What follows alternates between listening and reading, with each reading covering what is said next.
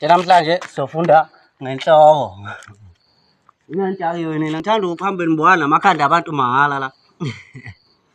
Ade ngeke ngiqaphelisise ukuthi ikhanda lomuntu limise okwepipi. Kahle kahle into enisuke niyifuna nina nisuke nifuna ukubona namapipi. Ngikhuluma ngenhloko la. Ngitshela ngikhumula isigqoko. Ngisho ungangeni ngisho emzini wakini ngifake isigqoko ekhanda ngoba ufuna ukungibona ikhanda lami liphelele.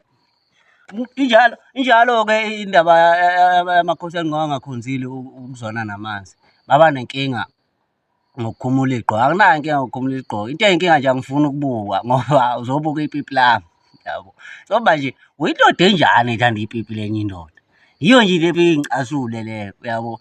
Nawuzotshela sabe siveza amakhanda kufana nokuthi engathi sisesikoleni.